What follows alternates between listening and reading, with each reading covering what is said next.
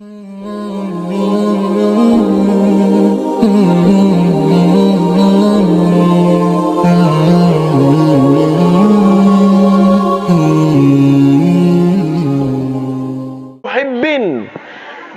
orang-orang alim yang jadi pewaris Nabi, harus itu kita lakukan.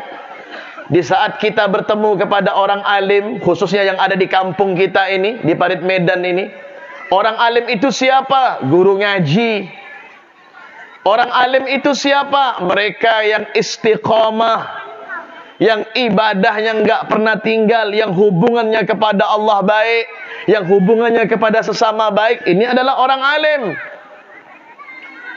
Akhlaknya baik, ini adalah orang alim.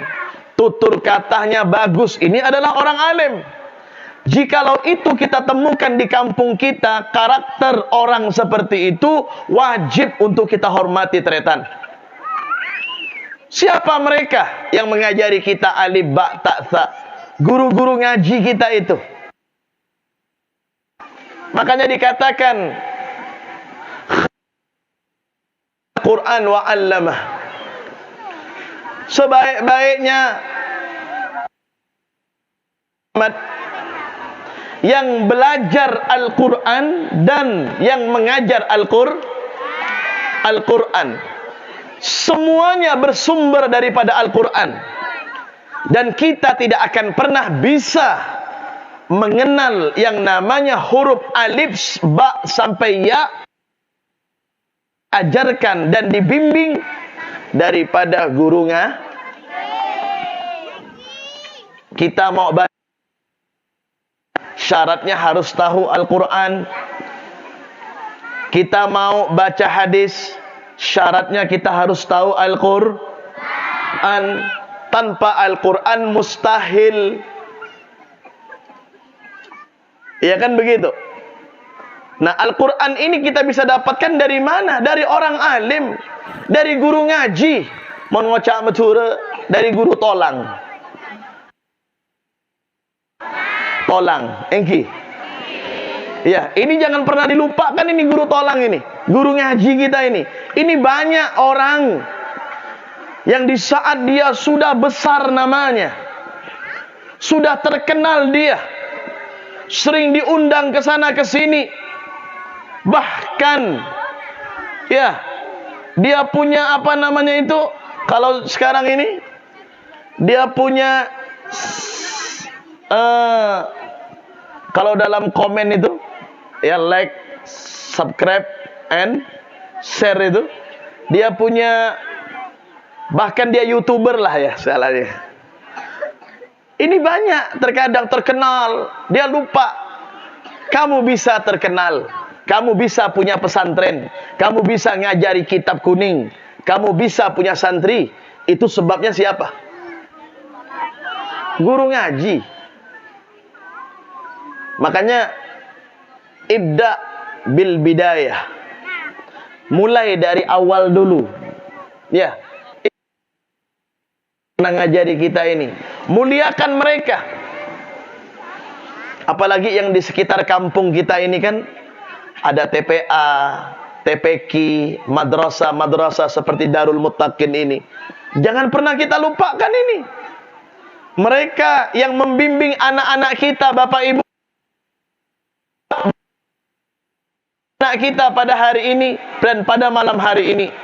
Wajah-wajah mereka penuh dengan cahaya. Mereka disinari dengan ketulusan dan kejernihan hati mereka yang seumur seperti ini. Wajah-wajah yang tidak ada dosa, wajah-wajah yang tidak ada salah, wajah-wajah yang telah dibimbing dengan Al-Quran, yang diajarkan dengan hadis Nabi, dengan akhlak Nabi Muhammad sallallahu alaihi. Makanya panjenengan nih, para wali santri atau wali murid yang menitipkan anaknya di madrasah-madrasah Islam, di pondok-pondok pesantren, khususnya yang berada di tempat ini, Madrasah Darul Muttaqin ini, kita harus menghormati siapa pengasuhnya, siapa yayasannya, dan guru-guru yang terlibat dan ikut andil di dalam mensukseskan, memberikan pembelajaran ilmu-ilmu agama kepada anak-anak kita. Makanya jangan kita berharap besar, menghormati dan memuliakan guru yang mengajari anak, hormati dia. Bahkan kita suudzon, berburuk sangka kepada guru tersebut.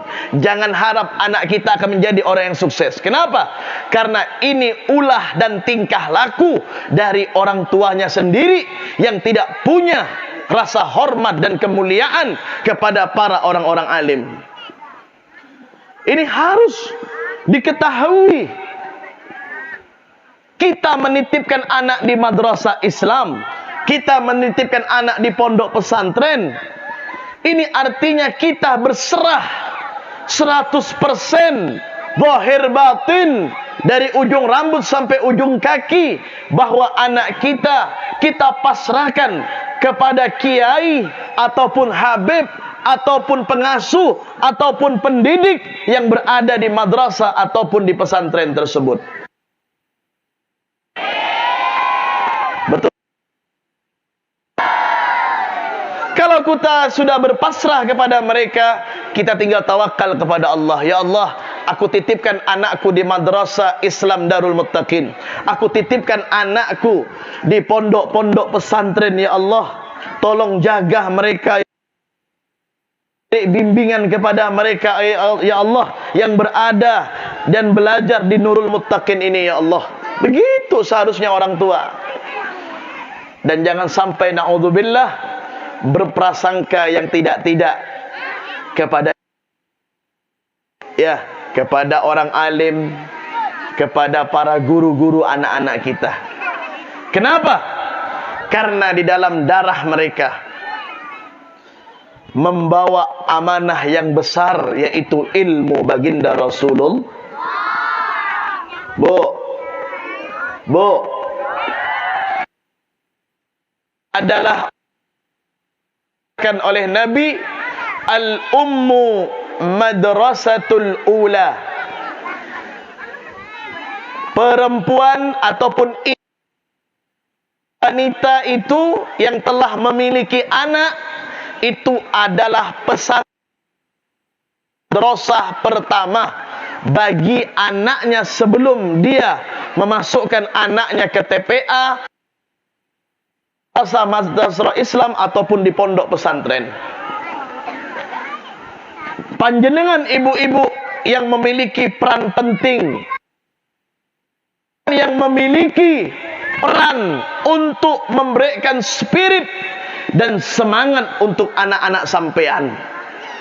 Dan bapaknya, suaminya itu hanya memberikan dukungan sandang pangan, biaya untuk bagaimana anak itu bisa enak di pondok, bisa nyaman di madrasah, ya.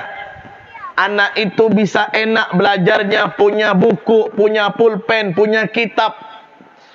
Itu urusan bapaknya. Adapun yang memberikan motivasi dan semangat para kaum ibu. Makanya saya melihat di Nurul Muttaqin ini, Masya Allah, antusias masyarakatnya. Mungkin kebanyakannya wali santri ya yang hadir, Masya Allah, tabarakallah. Ini menunjukkan wali santri yang ada ya sangat mendukung penuh akan madrasah yang berada di Nurul Muttaqin. Betul apa tidak? Ini buktinya ramai yang hadir. Biasa, bahkan di sini ada wali santri juga yang hadir, yang menitipkan kerudung hijau dan kopiah putih ini ataupun kepada pengasuh Nurul Muttaqin. Maka saya berpesan kepada panjenengan semuanya, syarat agar anak-anak kita ini yang pakai kerudung hijau, yang pakai kopiah putih ini ingin menjadi orang yang bermanfaat,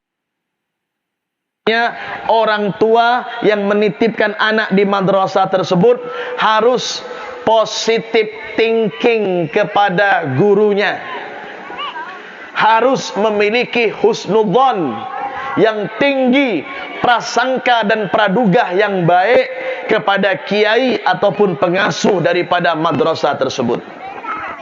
Yakin Bu, sekarang sampean orang biasa,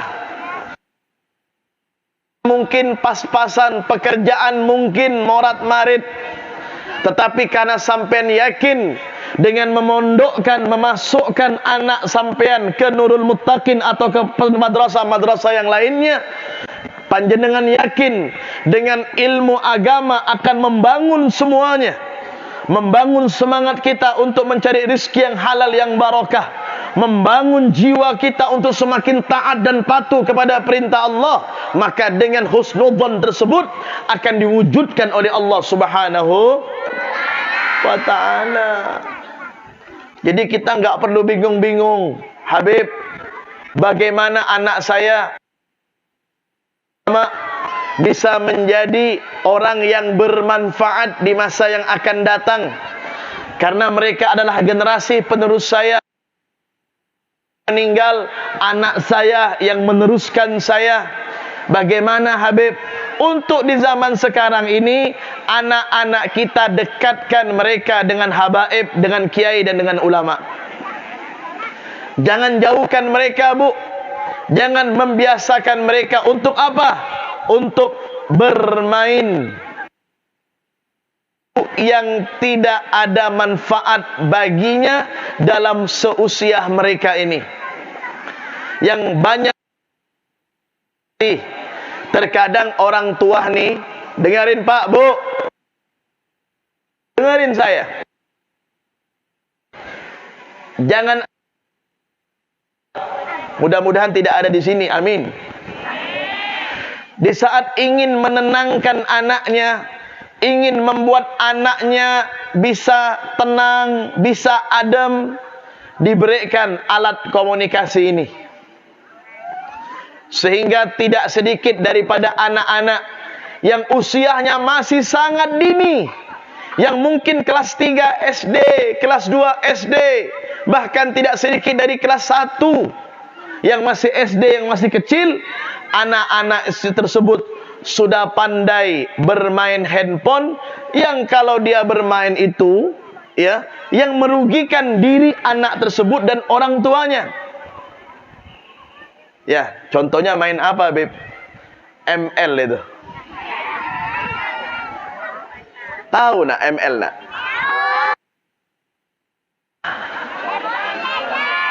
Oh, ngocak Mobile Legend, Beb. Betul enggak? Ini kita bicara dari anak-anak dulu nih ya. Anak-anak nih seumuran mereka yang mungkin masih SD, mereka sudah paham dengan Mobile Legend. Mungkin bapaknya nggak tahu apa itu ML. Thank you, Pak. Thank you, Bu. Ini yang ada di HP, tapi kita yang kurang mengontrol. Maghrib bapaknya, ibunya sibuk main HP, anaknya sibuk main HP.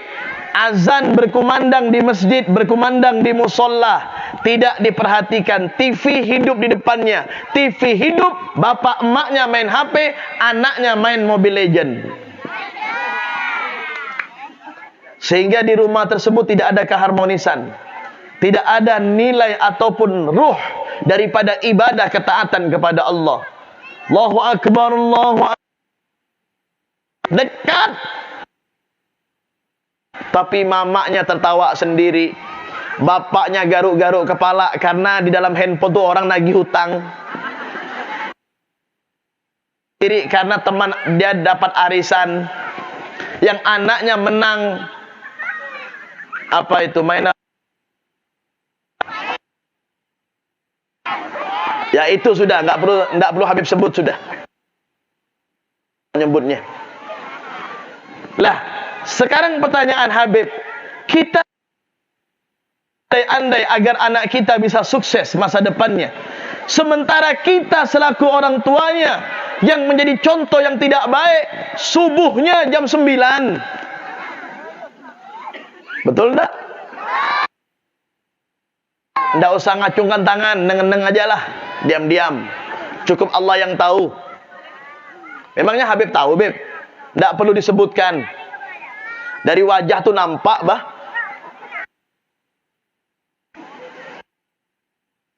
Sinar lampu. Bu, hati-hati. Hidup kita ini sementara. Bukan hanya di dunia. Wa ma hiya dunya laisa lil maqar. Wa ma hiya lil maqar wa an'im fin nazar wal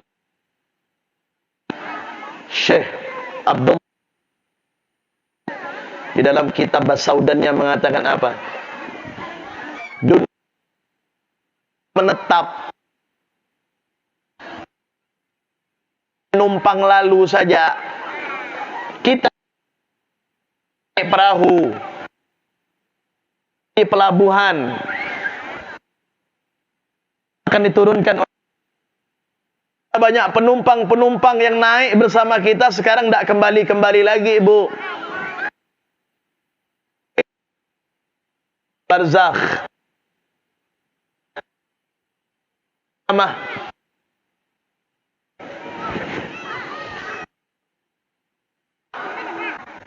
Jadi jangan hanya kita ini menjadi orang tua, ya, kita menikah, kemudian kita punya anak, anak dilahirkan, diberi makan, diberi minum, diberi pakaian, diberikan rumah. Bukan hanya itu, Pak, tapi pendidikan agamanya harus prioritas.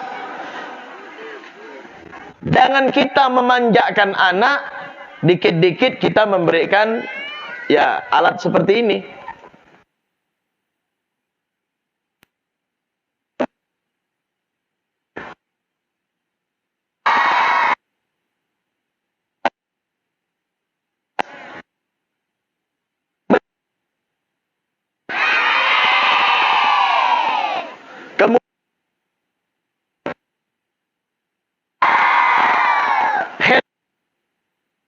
Tombol on off. Betul. Yang menghidupkannya siapa? Yang punya handphone. Yang bisa mematikannya siapa? Hancurkannya siapa? Belinya siapa? Cerdas anak-anaknya.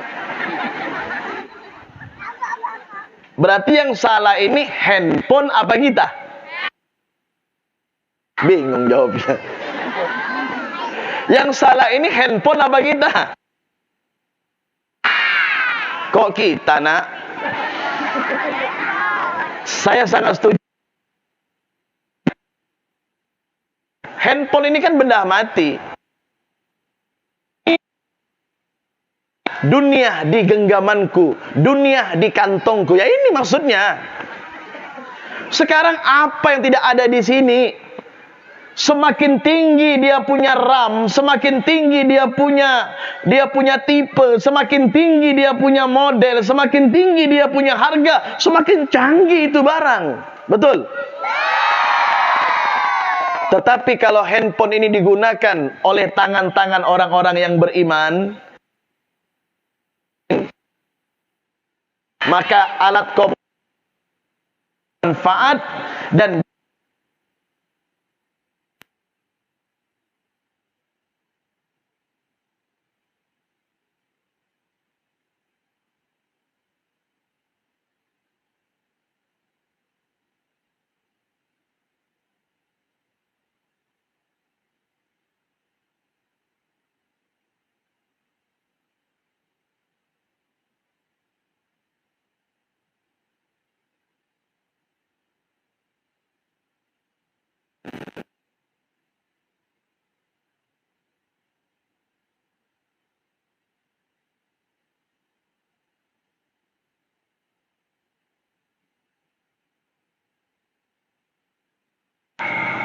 kalau handphone itu dipegang oleh orang-orang yang tidak pernah nyembah kepada Allah, yang tidak pernah sholat, yang durhaka dengan ibu bapaknya, yang durhaka dengan guru-gurunya, yang tidak menjaga silaturahminya, yang durhaka dengan suaminya, yang zalim dengan istrinya, maka handphone ini akan memberikan mendatangkan mudarat kepada si pemiliknya.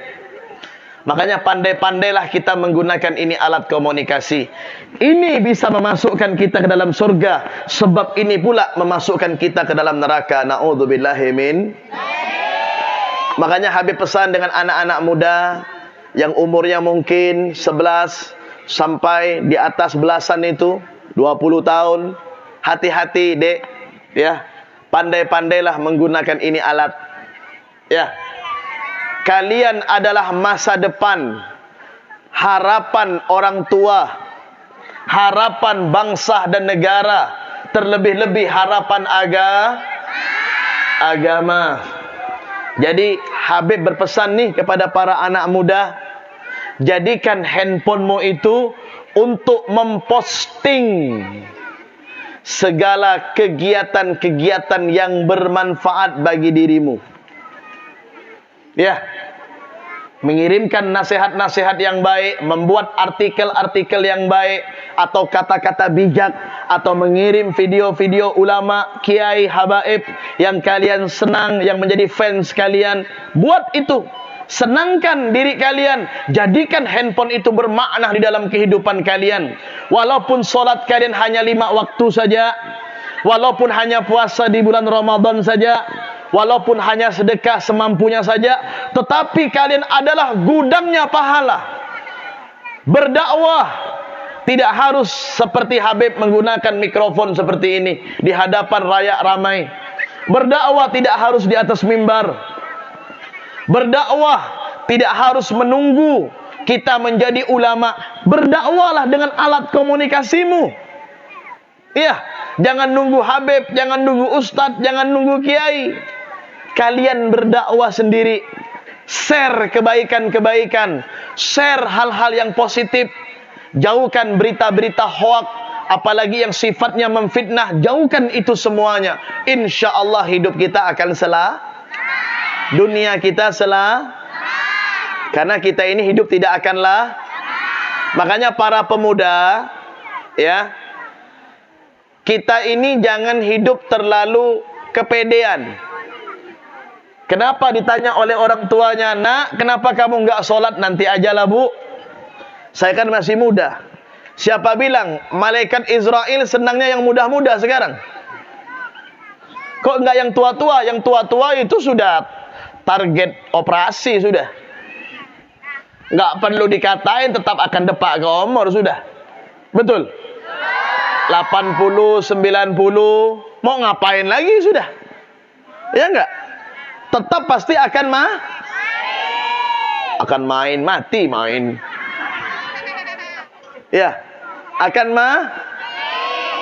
ini yang terkadang yang muda-muda ini, Masya Allah, ini mohon maaf ya, terkadang hadir solawatan, hadir bersama para habaib, hadir bersama para kiai, oh senang, solatun bisalamil mubini. Nanti pulangnya boncengan dengan bukan mahram. Allah. Kalau ente supaya bisa barokah, nikah itu perempuan, Nak. Sobung PC gibeb, tandik PC gula gibeb. Mon sampean tandik PC ya sabar. Mau kemana, Nak? Solawatan Tablik Akbar Nurul Muttaqin yang ceramahnya, solawatnya Habib Fahmi. Oh iya, pergi kata orang tuanya. Bensera kina. Dengan ini, Bu, dengan sahabat saya. Laki bini, adalah, Bu, adalah. Hati-hati tuh, Dek. Dek, nih yang muda-muda ini. Jangan kau membuat sesuatu yang membuat Rasulullah sedih. Hadir di majlis tablik akbar pengajian ini baik. Belajar ilmu agama wajib. Tapi setelah itu kau cederai, kau nodai dengan apa? Dengan perbuatan yang mungkin kau anggap sepele, padahal itu besar di mata Allah. kira ente nih dengar nih. Ini Habib berbicara di lingkup orang-orang kita yang muslim, betul enggak? Yang lain kita nggak ngurus, kita ngurus ini dulu nih. Iya. Karena target kita adalah para pemuda. Makanya ada kitab judulnya Wasiyatul Mustafa lil Imamin Ali karramallahu wajha. Itu kitab untuk wasiat Nabi Muhammad kepada Imam Ali, karena pada waktu itu beliau adalah seorang pemuda. Kitab khusus, makanya dikaji di pesantren-pesantren itu kitab Wasiyatul Mustafa itu. Nah, pesannya Nabi Muhammad banyak. Ya.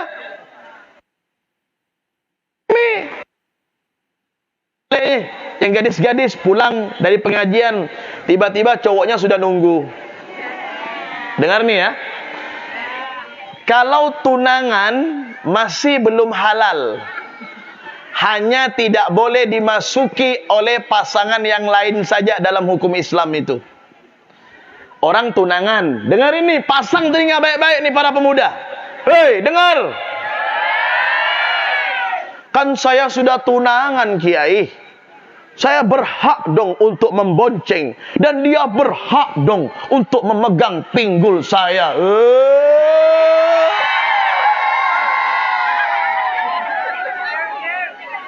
Bu, sampean orang tua, Pak. Kita semua adalah orang tua. Saya punya anak gadis. Artinya apa? Ini tanggung jawab saya, panjenengan semuanya. Hati-hati kita. Kita capek sholat tahajud. Kita capek ngaji Al-Quran. Bengkak kita punya mata kaki. Biru kita punya kening. Hitam mata. Tapi anak gadis kita, mereka berkeluyuran dengan yang tidak jelas siapa yang menjadi kawannya. Kira-kira nasihat ini sampean mau dengerin apa enggak? Sungging apa bahagia? Yang tersinggung. Karena yang namanya penceramah itu ibaratkan menyiram spiritus. Tahu spiritus? Kalau disirami dengan kulit yang tidak ada lukanya, bersih, tidak ada luka, maka spiritus itu akan mendatangkan efek dingin. Membeda rengkoreng, ada lukanya. Ya, tersirami spiritus ya pedih. Betul? Aduh, Habib nyinggung saya. Habib Fahmi ceramah nggak pernah nyinggung orang. Cuman yang merasa kena ya udah. Alhamdulillah. Gitu aja sampean. Namanya nggak disebut. Kecuali saya bilang, sengak sampean Sumanten, sengak sampean Din. Baru. Alhamdulillah. Walaupun ceramahnya kena, tapi saya nggak disebut. Tapi kena. Ini bukan untuk orang tua ya, untuk para pemuda-pemuda ini. Betul enggak? Dulu ada istilah say no to drugs. Jauhi narkoba. Itu kita sepakat. Kita membantu kepolisian kita jauhi narkoba. Memberantas itu. Sekarang ini lebih parah dari itu apa? Ya, apa? Oh, menjamurnya pacaran. Malam Minggu, malam Ahad, weekend, jalan. Yang heran, orang tuanya tuh senang. Anaknya, gadisnya yang cantik jelita dijemput oleh laki-laki yang tidak tahu statusnya, Pak. Anak siapa, dari mana, dari kampung mana, dari kota, apa dari desa, atau alam nggak nampak. Betul. Nanti orang tuanya bilang, hati-hati ya nak. Nanti pulang nggak usah malam-malam ya Jong. Yang si kacung, engki bu. bawa terus nih anak perempuan tiap malam minggu, bawa terus, enggak lama masuk mon masuk angin dari mulut, cukup obatnya cap kaki 3, antangin JRG, selesai. Mon masuk angin dari tempat yang lain, anginnya nggak bisa keluar loh, 9 bulan 10 hari baru keluar. Bu, saya bahasa Kia saja karena di sini ada anak-anak. Ini tanggung jawab kita orang tua loh. Mau kemana kita? Mon sampean nyengir tapi mikir sampean. Sampean ketawa silakan tapi mikir apa yang saya sampaikan. Tanggung jawab kita berat di hadapan Allah. Kita akan dipertanyakan oleh mungkar nangkir. Mau kemana kita? Jangan kita sibuk dengan urusan ibadah kita, dengan urusan ketaatan kita kepada Allah, tapi kita membiarkan orang-orang yang menjadi tanggung jawab kita, anak-anak kita, anak gadis kita, yang mereka membuka aurat, berpakaian yang na'udzubillahi min dzalik, yang membuat nafsu hasrat lelaki. Tuh Bu, ini perlu kita pikirkan. Kalau itu ada pada anak kita, malam ini panggil mereka di kamar, Bu. Sampean yang pandai menasehati anak itu adalah ibunya, karena dekat, karena ibunya melahirkan, menyusui dan membesarkannya, yang dari darah dagingnya. Sampean ajak anak sampean masuk ke kamar, nasehati nak, ngangkui kodong kina, sampean cantik, sampean wajah sampean bagus, nak, jangan pacaran kina. Mon sampean dah nggak tahan, nikah nak. Nanti mama ngomong sama bapak untuk carikan duit supaya kamu nikah biar halal. Jadi kamu mau bawa kemana, mau bawa ke langit, ke planet ini, planet itu, terserah. Karena sudah menjadi istri. Apa enggak nih? Ini yang terjadi sekarang, Pak. Kenapa hal itu bisa terjadi, Habib? Yafirruna minal ula, karena lari dari ulama, nggak mau dengerin nasihat ulama. Kalau sudah nasihat ulama yang menjadi pewaris Nabi nggak mau didengarin, nasihat siapa? Kalau sudah nasihat habaib kiai nggak mau didengarin, nasihat siapa? Sehingga apa yang terjadi nih? Kata Al-Imam An-Nawawi dalam kitab Nasaihul Ibad ini, menukil dari hadis Nabi, fayabtalihumullah bithalathin baliyat, maka Allah akan coba, Allah akan turunkan bala bencana dengan 3. Yang pertama, yurfa'u al-barakata min kasbihim, diangkat keberkahan dari kehidupannya.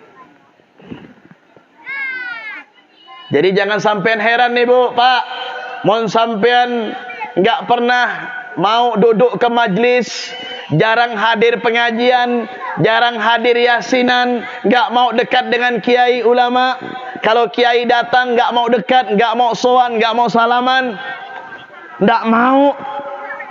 Jangan salahkan kalau rizkinya itu nggak barokah, hidupnya hampa. Sekalipun kaya banyak PC, tapi hampa, kosong, tidak ada artinya. Saya nomor 2. Apa kata Nabi Muhammad? Ya, yusallitullaha sultanan zaliman. Allah akan kirim bagi mereka-mereka di dalam rumah mereka orang-orang yang zalim. Ya, mendapatkan suami yang enggak pernah ibadah kepada Allah, zalim ini. Hati-hati, Pak. Kita ini pemimpin loh, Pak. Kullukum ra'in wa kullukum mas'ulun an ra'iyatih. Kita adalah pemimpin, dan setiap apa yang kita pimpin, minimal dalam rumah tangga, akan dipertanyakan oleh Allah Subhanahu. Kita bukan hanya mampu menjadi suami, kita bukan hanya mampu memberikan PC, memberikan pakaian kepada anak istri kita, ataupun rumah yang mewah, gelang kalung, intan berlian, mobil yang mewah, tetapi bagaimana kita mampu menjadi imam yang terbaik bagi istri dan anak-anak kita. Bimbing mereka ke jalan Allah Subhanahu. Walaupun rumah tangganya biasa, nggak mewah, gubuk, mungkin dianggap oleh masyarakat gubuk derita, yang mungkin makannya hanya cukok kereng, ya, atau kecap, ikan asin, tapi karena dia taat sama Allah, suami istri taat sama Allah, anaknya taat sama Allah, maka serasa rumah itu seperti baitijan. Tapi berapa banyak tretan orang yang rumahnya Masya Allah kelihatan dipandang oleh mata kita mewah, mobil banyak, uang banyak, tapi terasa seperti apa? Baitinari, rumahku seperti nerakaku. Tidak ada kedinginan dan keharmonisan. Selalu bertengkar suami istri, selalu menzalimi antara satu dengan yang lain. Nah, ini kita kembali kepada diri kita. Ku anfusakum wa ahlikum nara. Ya, Habib untuk diri Habib, panjenengan untuk diri panjenengan. Ini nasihat untuk kita semua, Pak. Habib berbicara seperti ini tidak ingin menggurui, tidak ingin menasihati, tetapi kita saling watawasau bil haq, watawasau bi. Saya nomor telok yang paling bahaya ini. Ya, yakhrujuna minad dunya bighairi iman. Keluar dari dunia tanpa membawa iman. Malaikat sakaratul maut sudah di atas ubun-ubunnya. Ya, kemudian yang dia ucapkan di saat nazak, nafasnya pulak balik antara jantung dan tenggorokan, yang dia ucapkan bukan kalimat tauhid, bukan memuji dan membesarkan Allah, tetapi yang dia ucapkan adalah pese, obeng, obeng, obeng. Tidak ada kalimat yang baik sehingga dia meninggal mengucapkan kalimat-kalimat dunia, membawa dia su'ul khati. Pertanyaannya, kenapa bisa seperti itu? Karena jauh daripada bimbingan ulama. Makanya peringatan imtihanan ini, nih dengarin adik-adik nih semua nih. Habis ini ada kuis dari Habib. Mau hadiah kan ya? Peringatan imtihan pada mana kita menjadi orang-orang yang mencintai para ulama. Apa kata Rasulullah? Dengarkan hadisnya nak ya. Dengarin semua nih. Yang kopiah putih, yang kerudung hijau, yang bapak ibunya diam-diam aja. Kalau bapak ibunya jawab, gimana ceritanya? Saya akan memberikan semangat kepada anak-anak panjenengan supaya tetap terus belajar agama. Ya. Apa kata Nabi Muhammad? Rasulullah bersabda, "Man zarah aliman faka'annama zarani." Dengarin nak ya. Barang siapa yang menziarahi orang alim, berarti kata Rasulullah sama menziarahi aku. Pertama nih. Yang kedua, man sofaha aliman faka'annama sofahani. Yang berjabatan tangan dengan mencium tangan orang alim. Cara mencium tangan ulama, cara mencium tangan orang tua kita, cara mencium tangan guru ngaji kita, cara mencium tangan orang-orang tua yang ada di sekitar kita. Bagaimana nak? Dipraktekkan ini nak. Begini nak, dengar, lihat tangan Habib. Cara mencium tangan ibu kita, bapak kita nanti pulang. Begini ya nak. Ini namanya tabarukan, ini namanya ta'adduban, ini namanya tabarukan. Kenakan tangan sampean nak ke mulutnya. Ya, maaf, kenakan tangan orang tua sampean ke mulut sampean atau ke hidung sampean. Caranya gimana? Ini namanya ta'adduban. Apa namanya nak? Ta'adduban. Ini namanya tabarukan. Ini namanya ta'adduban. Ini namanya Ingat ya, bersalaman dengan ibu kita, bapak kita, guru ngaji kita, guru madrasah kita, habaib kiai yang ada di sekitar kita. Cium tangan mereka seperti ini. Boleh, muah enggak apa-apa. Wajar kalau anak-anak muah lucu, mon sampean muah remah. Iya. Paham, Bu? Paham nak? Ini namanya ta'adduban. Ini namanya tabah. Ini namanya Ini namanya dah, pegang itu.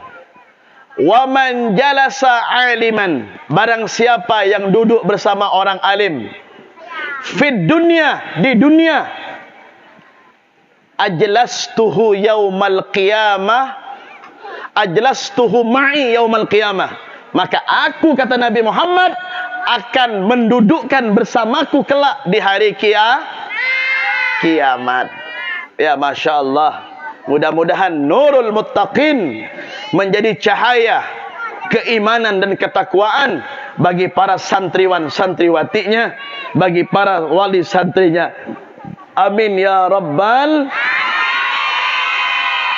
Malam hari ini nurul muttaqin imtihanan yang keberapa nih?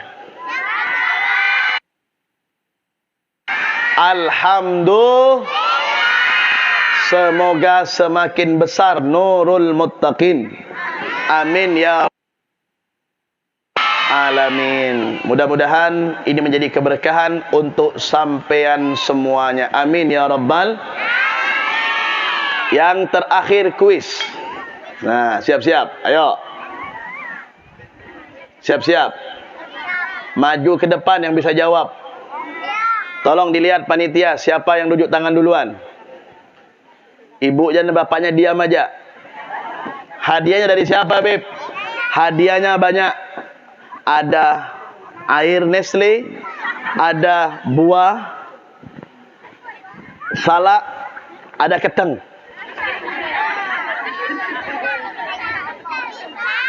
Yang penting kan siapa yang memberi, betul? Enggak. Hadiahnya bukan itu. Ini untuk saya. Ada PC. Ya, walaupun dikit tapi baro. Siap, Nak? Baik. Ya, rebutan ya. Siap. Dah, diam. Dah. Pertanyaan pertama. Yang jawab langsung berdiri. Langsung berdiri gitu ya. Enggak cukup angkat tangan. Udah siap? Sudah siap?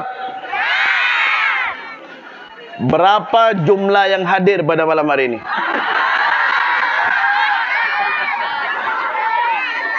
Dah, bukan itu. Ya, dengerin. Sudah siap belum, Nak? Yang jawab berdiri ya, Nak? Yang jawab berdiri. Pertanyaan pertama dari Habib. Ya. Bagaimana sabda Nabi Muhammad? Pakai bahasa Indonesia aja tadi. Ya. Bagaimana cara mencium tangan orang tua? Itu dulu. Sini tangan. Serah. Sini. Naik. Rambutnya rapikan dulu, rambutnya. Masya Allah. Ini biar semangat nih, Pak. Biar semangat dia.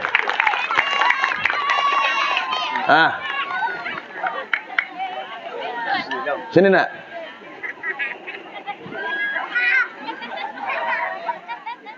Kenal siapa saya? Siapa? Kurang. Siapa? Habib siapa? Ganteng coba. Jujur. Ganteng coba. Coba katanya.